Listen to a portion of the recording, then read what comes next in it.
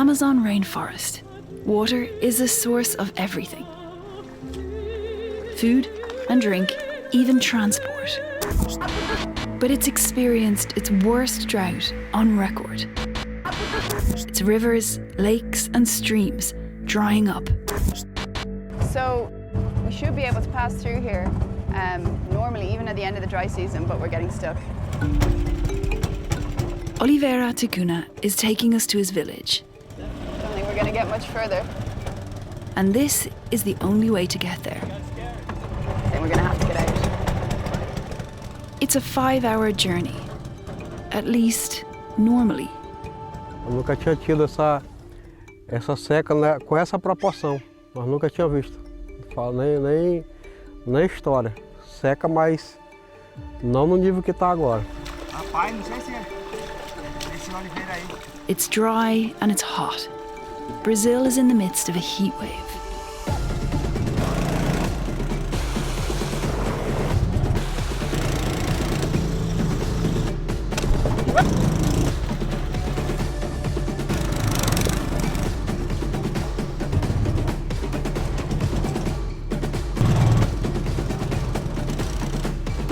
That's supposed to be the hardest bit, but we'll see. Oliveira's community, 40 families in the middle of the Amazon, has been badly affected by the drought. They're struggling to access clean water to bathe.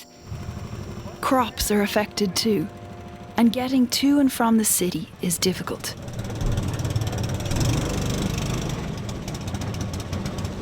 I think that's the end of the line.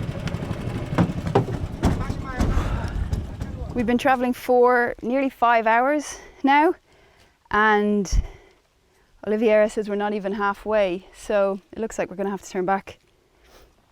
Are you worried about how the weather and the climate here is changing? Sim, a preocupação é grande, né?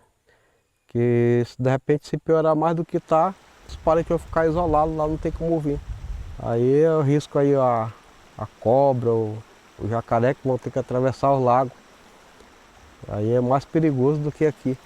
Né? Um parente passou mal lá e não conseguiu chegar a tempo à cidade. Thousands of villages have been cut off by this drought. Over 100,000 people.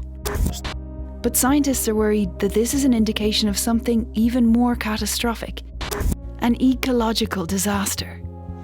And there are signs. In 2 major lakes, dolphins have been turning up dead. And what happened this year is something that we've never seen before. Nobody's been seen before. It's unprecedented. We are used to seeing dolphins frolicking in the lake every day, and we go by them and we see babies and everything. And all of a sudden, one day we woke up and there were 20 carcasses along the shores. And then 5 days later, we had 70 carcasses. It was just devastating, devastating. It was such a shock that the Brazilian government sent an emergency team to try to figure out what was happening.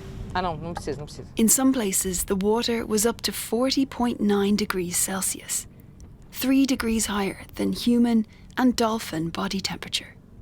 What you do, that's where you live, and all of a sudden you're in the middle of the soup and you can't get away. You've lived in the Amazon for a long time. For 30 years. Have you ever seen anything like this drought? Never even thought about it. The fear is that the forest is racing towards a theoretical tipping point. In the vast Amazon, water evaporates from the trees to form rain clouds. And in this way, it feeds itself the water it needs to sustain life. If vast swathes of the forest die, it may not be able to do that. And the Amazon would keep dying, and faster, in a catastrophic feedback loop. This is the heart of the Amazon, and this is what the air is like. Just thick with smoke. You can smell it. More signs that the forest is losing the ability to recover. When it's dry, small fires set to clear land for planting burn out of control. The Amazon saw more fires in the past year in its primary or untouched forest. We have lots of fires. If you can see in the morning, you can hardly see anything here because it's so smoggy, and we can actually feel it. You know, we've been coughing a lot. Scientists, you know, have been saying for years that this was going to happen to the Amazon in 2030, 2050, just getting worse and worse, and that we were going to be like savanna, which is the dry areas. But I never expected to see it, and this dramatically. And it was just too quick, you know, it happened just like that. And You didn't think it would happen in your lifetime? no. We live in the water. We depend on the water to drink, to bathe, to travel, for everything. And the water is much less.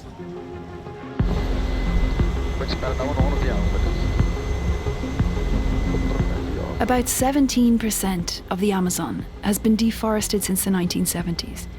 And if that figure hits 25% and global temperature rises more than 2.5 degrees Celsius, then scientists say the tipping point could be triggered. It would be a disaster for millions of people south of the Amazon who rely on it to produce rainfall.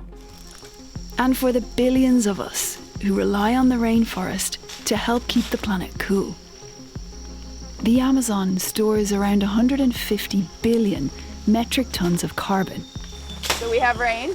Yes, finally. But perhaps not for long. Yeah, not enough? Well, the climatologists are saying this drought will continue. Flavia Costa researches the health of plants and trees in the forest. We got to see some plants that are already showing signs of being dead.